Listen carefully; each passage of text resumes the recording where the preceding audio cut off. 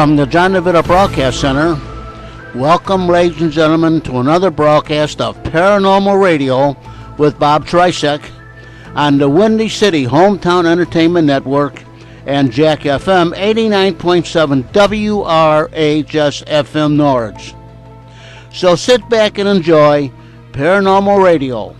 And now here he is, live and in person, the king of Paranormal Radio, Mr. Bob Trzeciak. Thank you, John. Thanks very much. It's always nice doing these shows. This chilly January afternoon, the holidays are all over, so now it's kind of quiet, and just throw a few lumps of coal onto the grate and sit down with a cup of tea or coffee and listen to some good old-fashioned radio. Tonight's broadcast, I apologize to everybody, is probably going to be a very short show of Paranormal Radio.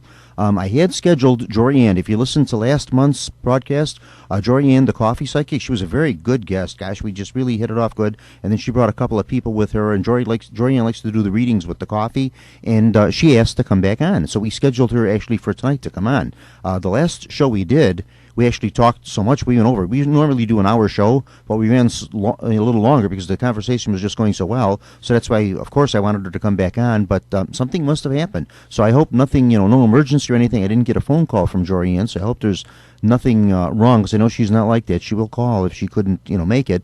But I left my home about 3 o'clock to come here, to get here by 7, because I had a few stops to make and everything, and I didn't get any messages up until that time. So I will give Jorianne a call tomorrow morning and find out, and hope that nothing was wrong, no emergencies or anything, or nothing happened. So in the meantime, we're just going to kind of do a short show here. I've got a few things we'll talk about. We have some announcements of some up-and-coming events, and then I wanted to talk just a little bit about Martin Luther King's birthday. Nothing to do with paranormal. Of course, that's nothing to do with paranormal at all, but nonetheless, something that I think is a little bit worth mentioning.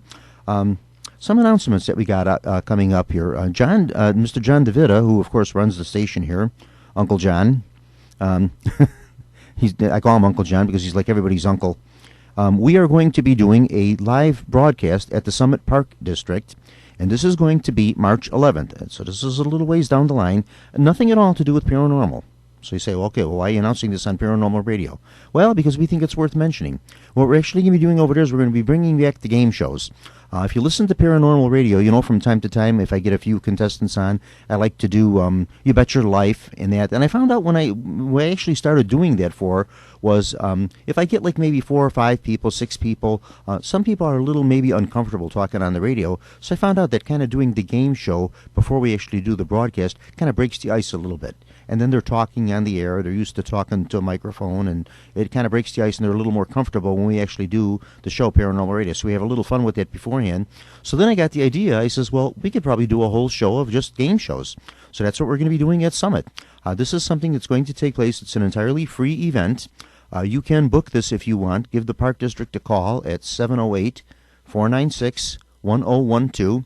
They are taking 100 people, which we're probably going to have no trouble getting the 100 people, and we're doing it there at the Park District in their brand new building. And we're going to be doing You Bet Your Life. We're going to be doing Let's Make a Deal. Remember Let's Make a Deal? Box number 1, 2, 3, Behind the Curtain, where Carol Merrill is standing, all that fun stuff, get the zonk or win the good prize and that. We're going to be doing that so you can win some really good stuff. They've got a pretty nice budget for this, so we're going to get some good prizes and some cash prizes and things. And they are also going to have food there. They're going to have pizza, soft drinks, coffee, and soda, that kind of thing. And it's totally free. The Park District is sponsoring this whole thing. And John very generously consented to coming down there and setting up the equipment and everything. And we're going to do a live broadcast from it. So that's going to be really nice. We're kind of looking forward to that. That's March 11th. We'll be doing a live broadcast from the Summit Park District of all the classic game show night. Originally, I was going to do You Bet Your Life, Let's Make a Deal, and Beat the Clock. But then I kind of ruled out Beat the Clock. But we're going to do another game instead of Beat the Clock, something we can get some of the younger people involved in, because we'll probably have some kids there too. So we're going to do that. Hopefully, I hope everyone had a wonderful Christmas and New Year's season. Happy New Year to everyone. This is our first broadcast for the new year coming up. Gosh, this weather is so chilly. Also, if you're doing some ghost hunting, take a look around, because when conditions in the atmosphere change and we get these goofy snaps in the weather where we go from very warm temperatures to very cold and this kind of stuff, sometimes the spirits like these different changes in the atmosphere and things turn up. So I don't know if you want to do too much investigating outdoors, but you can do that, and also investigate some places inside too, because sometimes these things like to manifest themselves during changes in the atmospheric conditions. if you've got a certain spot or a certain haunt that you like to go and investigate and kind of you're hoping to see something there or something comes up there, try it during different weather, when there's different swings in the weather in it, and see if you have better results than you do at any other one time or another. Last month's big haunt for December, if anybody was out near every year for the December show on Paranormal Radio, I like to do the story of the Christmas tree ship, and that's our December haunt, because they say that if you are out anywhere near the vicinity of Lake Michigan and on Christmas Eve, for whatever reason, this likes to show up on Christmas Eve, if you look out over the lake, they say sometimes you can catch a glimpse of the old Rose Simmons, the old ship, the Christmas tree ship, trying to make a last voyage across the lake there before it wrecked in the storm. Although it didn't happen on Christmas Eve. It actually wrecked November 23rd, but people have said that they have seen the ship on December 24th, the Christmas tree ship. So that was a December haunt, if you happen to catch that one. Also, too, I was doing a little research on the Columbian Exposition, a little more research, because I've got a couple presentations coming up in the spring, and I'm always finding new things out about that. And I actually found out one of the exhibits that they had at the Columbian Exposition, of which they had many exhibits, one of them was the exhibit of Columbus's caravels, the three ships, the Nina, Pinta, and Santa Maria. And these ships were actually built and sent over as a gift from the country of Spain. And they, came across, I don't think they sailed the whole thing across the Atlantic. I think they may have sailed partway, and then they were towed in, and then when they came closer, like down Lake Michigan, then they kind of sailed in on their own for the dramatics of it and the theatrical presentation of it. But they stayed there for the 6 months of the Columbian Exposition in 1893, and they were a big attraction. People would board the ships and, go on them and, explore them and everything. And it was a huge thing for the Columbian Exposition. And then after the exposition was over, they still remained on exhibit in Jackson Park. And one of the haunts on that one, I found out there was a haunt. It shows up around 1900. What kind of happened after the exposition, of course, everything for the exposition was meant to be temporary. Nothing was supposed to be permanent. So the buildings were, torn down or burnt. There was a fire and things. So a lot of it was just destroyed and gotten rid of and salvaged. But the Columbus caravels still stayed in Jackson Park. They were on exhibit. And then over the years, too, they kind of fell into disrepair. And right around the 1940s or 50s, they finally that was it. They just sunk them. I think the last one that was still standing up in the lagoon there was the Santa Maria, the biggest ship. And they just sunk it. And then they were becoming kind of an eyesore for sailors. Like ships were having a hard time going around it, and then they were afraid they were going to get hooked on the wreck and that kind of thing. But what happens about 1900, we have a story of a man that claims to have been bicycling by it. And also two other people claim to have seen it too. And he actually seen a ghostly figure come up out of the hull of the ship, stand at the bow of the ship, and he said he had very matted hair, long hair, matted, a coat in tatters. The person stood up and motioned towards the vicinity of the lake, like motioned out towards the lake, and then just kind of disappeared. The coat, the clothing he wore was very tattered and this kind of stuff, and you could see it kind of waving in the breeze and everything. And of course police were contacted on this, and they said no vagrants that they know of were living on the ships, because they did investigate them all the time. Every night they would look and see if any vagrants managed to climb on, and just looking for a place to sleep for the night and that, and nothing about that. So they think that they're actually kind of attributing this to the ghost of Christopher Columbus. So I don't know of the truth of this or anything, but nonetheless it is a story and it is documented, and I kind of came across that one in the last couple of weeks, so I found that kind of nice research on that. Some new ghostly research and things I'll be doing. I'm going to work on a couple of presentations on haunted bars and pubs in Chicago, of which we have many. Gosh, we have many places in Chicago area here. Chicago is actually a very good city for haunts. We have a lot of things, a lot of paranormal. So I'm doing a whole presentation on bars and pubs and things. And one of them that I really found out, and I don't know why the idea didn't come to me sooner, was the old Red Lion pub. They just spent a lot of money remodeling the pub and everything, and it seems to have a lot of haunts in it. The bathroom, which bathrooms I've said before on this, and other guests that we've had on Paranormal Radio have all said that bathrooms seem to be a great place for haunts. And the women's bathroom, people seem to go in, and then they can't get out. The door will sometimes jar on them, lock, and they can't open the door. And they say sometimes they're stuck 15, 20 minutes before they can get out, and they're attributing this to some supernatural phenomenon, something going on with that. Also, too, there's a Western cowboy that likes to haunt the pub, the old pub. They said he's kind of a scraggly-looking, young, cowboy-looking dude, kind of like he just came off the plains, dusty clothes, that kind of thing like that. And he, for whatever reasons, likes to haunt the pub, Red Lion Pub. So they do have some haunts there and that. And then, of course, the old Ethel's Party. We know what goes on in there. There's a lot of things. Ethel's Party, formerly known as Tito's on the Edge, formerly the old Coletta's Funeral Parlor, right on the edge of Chinatown, on Taylor Street there. Was the original Coletta's Funeral Parlor, and then remained closed for a while, and then reopened up as a bar with apartments on the upper floors. And some ghostly happenings happen in that place too. Things they can't explain. They used to give some tours and things through it, and they stopped doing the tours. Well, they may have stopped. I might be corrected on this one. They may have stopped giving the tours through it because they would take people down into the basement, and then what happened was a couple of people fell on their stairs there and got hurt. Nothing serious. No one died or anything like that. Nothing like that. But a few people got hurt on stairs, and somebody bumped their head. So then they said, no, we can't bring people down into the basement anymore. The basement was like where they kept the bodies and everything when it was a funeral parlor. So a lot of people like to look around there and investigate that. But nonetheless, things do happen in that pub, in that bar, and it seems to change hands quite a lot. Now it's been Ethel's Party for a while. For a long, long time, it was Tito's on the Edge, and then I guess it got sold, and it now is called Ethel's Party. To the best of my knowledge, last time I was there, it was Ethel's Party. I haven't been there for about a year or so. So we do have some things going on with different pubs and places and things in the Chicago area with that. Okay, like I had said, I want to do a little bit on Martin Luther King's birthday, since today is Martin Luther King's birthday. I hope if you had the day off that you enjoyed your day off with family and friends, and maybe just took a moment to reflect on some of the work that Dr. King did in the area of civil rights. Civil rights, of course, we have to remember, many people seem to think it's a race issue, but civil rights affects everyone. It affects all of us. We all have rights as human beings, and it's a very noble thing when someone steps up to the plate like this and goes to bat for people over basic rights and things. So it's a wonderful thing that this happened. It's very unfortunate that Dr. King was taken too suddenly and too early in life like this. If he had lived longer, he probably would have done a lot more good work and that kind of thing. If he had lived in another era, like if he had been alive now, he could very easily have run for office and done that. And God only knows, we just don't know, what history would have thrown him. But for the time he lived in that, he did, he didn't really pioneer it. Other people had done it too, but Dr. King certainly made his mark in the area of civil rights. What I brought in tonight, I have a warehouse where I've stored a lot of things, because I had sold my house over the summer, so I have tons of things that I packed, and I have a little warehouse storage bin that I rented, and I put a lot of my record collection and movie collection and things in there. So before I came down tonight to do the show, I said, let me see if there's some old recordings in there that might be something that we could tie in with Dr. King. And what I did find, a lot of these, I have to explain this, around the 1900s, the turn of the century, when the phonograph was still somewhat new, they had records. Records were very topical. They were called cowboy songs, popular songs, coon songs.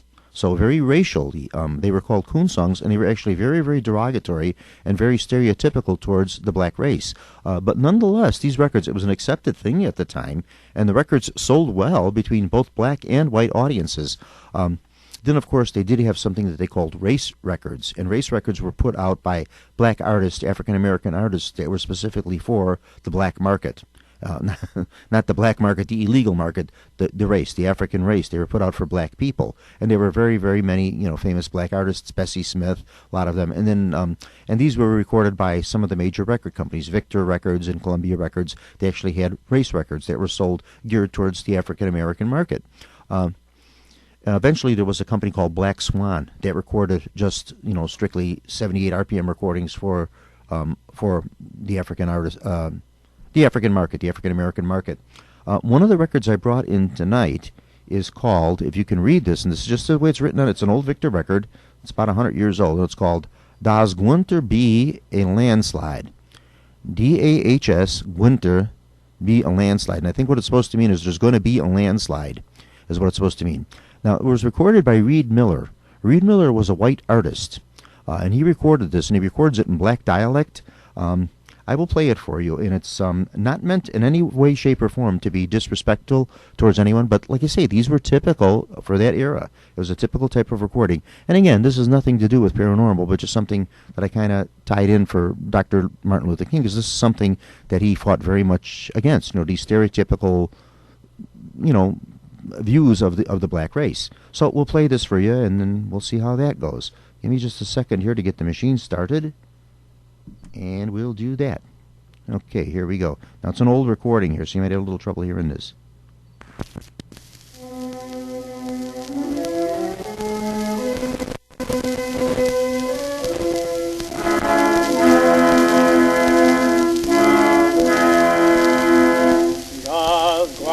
going to be a landslide by and by. Oh, my brothers, and every time I look at this your congregation, why I shudder. All who don't want to get left in the lurch had better come up now and join the church. Who's a-telling you?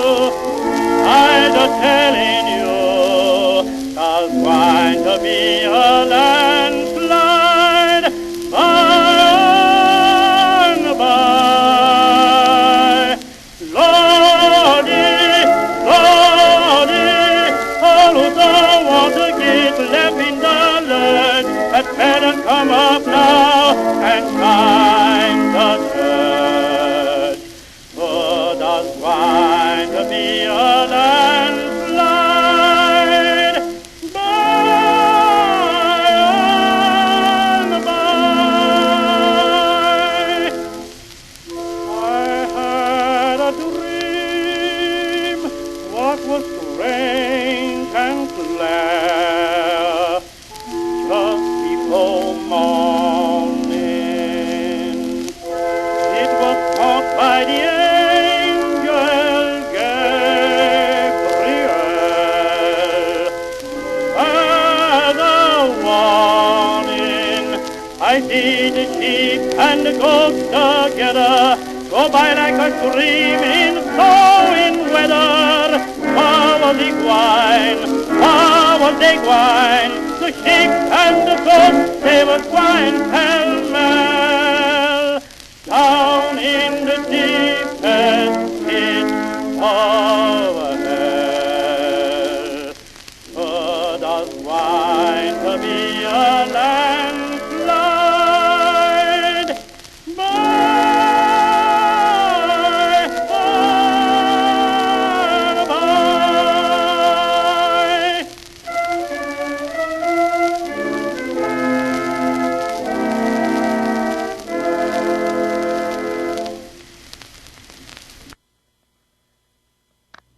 Okay, that was that. A little different. Like I said, Reed Miller, a white artist, a popular singer of the period. Long ago, about 90 years ago, 100 years ago, when these recordings were made, and singing in what they deemed to be a black Southern dialect. I guess they were kind of aiming these records at the white middle-class audience that would maybe not consider it respectable enough to have a black artist playing in their home. But nonetheless, like I say, these records did sell, oddly enough, and they were popular by black and white artists. Although this one wasn't that bad. Some of them were very, very derogatory towards the race and very, very stereotypical. So I hope in no way that was anything disrespectful. Just a little bit of history. Something that it's the way it was. Unfortunately. And this was something, of course, that Dr. King worked very, very hard to overcome. To quote himself in his, in the old song with that, "We shall overcome," and they did. A lot of this kind of, a lot of these stereotypes kind of got went by the wayside. Thank God, very mercifully. Okay, again, we'll just do some announcements here. Like I say, this is going to be a short show because really, like I said, we had prepared for our guest Jorianne to come on, but Jorianne did not show up. So next month we have scheduled Dr. Mahala Bacon. I believe she's scheduled to come. Did I say the 3rd, John? The 1st. She's coming February 1st. So Mahala Bacon has contacted me with about that. And she did a show with us a while back, like sometime last year we had Dr. Bacon on, and she was a very good guest, and she brought a paranormal team with her, and she's a spiritualist minister over at the church in Cicero there. So she contacted me, and she wants to come back on and do the show. So, sir, absolutely. So we figured out a time what's good for her. She actually comes on, she brings her class, because Dr. Bacon teaches a class over there in the spiritualist ministry, and she's going to bring a class on with her. They do seances there. They do a lot of different things in that, so she's always an interesting guest, and she'll have some interesting things to say about that. And we will see how that all works for the February 1st show. Hopefully we'll have better luck with our guests for that one than we did tonight. And again, I just have to say for Jorianne that I hope nothing happened. I'll try to contact her tomorrow and see what went on there. Hopefully it was nothing emergency or anything. Maybe she just forgot it. or some car trouble or something, and hopefully no one was hurt or injured or anything like that, and we'll go with that, and we'll have better luck next time, and we'll see if we can reschedule Dorian for a later date. Once again, the announcements for Summit, March 11th. We are doing the radio broadcast, Windy City, www.windycityhometown.com, where we broadcast from here. We'll be broadcasting with the game shows, doing You Bet Your Life, Let's Make a Deal, and then, of course, we're going to do something called the Box Game, and that's going to be something that everybody participates in. So come on down and see if you get selected to be a contestant on the show, and win a couple of neat prizes, and socialize, and have some good food to eat over there at the Park District, and meet the staff of the radio station, because they'll all be down there doing a broadcast. Okay, I am going to wrap for tonight. Like I said, tonight is a very short show. Please listen to Windy City, the Windy City Network, for all the great shows they got on. They just did a new taping of a show this morning. Hopefully they had better luck with their guests than I did. So with them too. Okay, so maybe it was the weather. Yeah, John is kind of shaking his hand and be like, yeah, a little so there too. So maybe they had some absentees too. We get this cold weather like this that kind of affects everything. So that would be the Meet the Chicago Junction, the Chicago Historians. That's what they taped this morning. Donna Sports, the Armchair Experts, and then a show called Wealth and Wisdom. Tune in to the Windy City Network with that, and listen to all these great shows, and show your support for the Windy City Network. Also, too, our thanks to Mr. John Chikanda. John Chikanda is our producer for these shows, and John contacted me a couple of weeks ago on Facebook and told me, he says, Bob, your Columbian Exposition presentation that you did, John is great. He likes to tape these things, and he also likes to film some of them, like when I'll do a lecture or something at one of the libraries. And he came and did this, I think this one was at the Justice Library, and I was giving a talk on H.H. Holmes, the serial killer, in the Columbian Exposition. And he came and videotaped it and threw it up on YouTube. And he says, you've got over 2,000 viewers for that one. I says, wow, that's great. So now it's actually a little higher. I checked it about a week or so ago, and there were about 2,069 people that viewed that. So if you want to listen to these shows, and if you want to see some of the stuff on YouTube that he shows up on there, go to Paranormal Radio, and then just punch my name in, Bob, last name Trzeciak, and they'll all come up on there, and you can watch what you choose. And thanks again to Mr. John Chikanda for doing that for us, and for the work and effort he puts into it, and that will be that. Okay, we are going to wrap for tonight. Like I said, a short show again. I apologize for that. I didn't really come prepared with a lot of notes to bring with me in that, because I was expecting Jorianne here, but we will be looking forward to the next broadcast in February, and then also, too, after that in March, please join us at the Summit Park District. Give them a call if you want to make a reservation to get a seat for that at 708-496-1012. Thank you, folks, so much for listening to Paranormal Radio. It's just a joy and an absolute pleasure doing these shows, and thanks to Mr. John DeVita for allowing me to come into his home and to do these shows. Bye-bye, folks. Have a wonderful evening, and we'll see you all next time.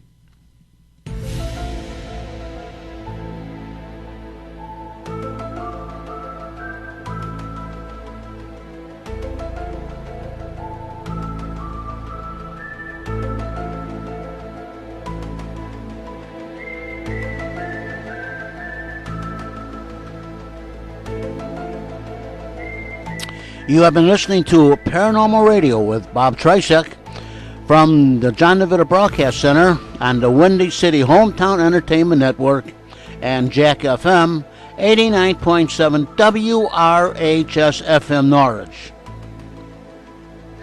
Paranormal Radio was directed by John DeVita, and our special thanks to radio station manager Kevin Zeflik of WRHS FM Norwich, and the executive producer of Windy City Hometown Entertainment Network, Mr. John Chikanda.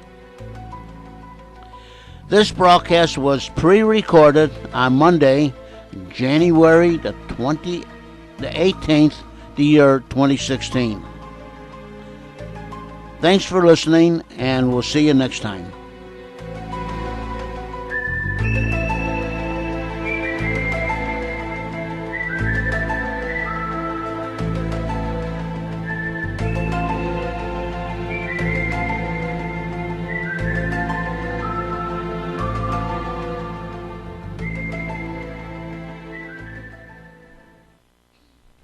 And this is Jack FM 89.7 WRHS FM, Norwich, Illinois.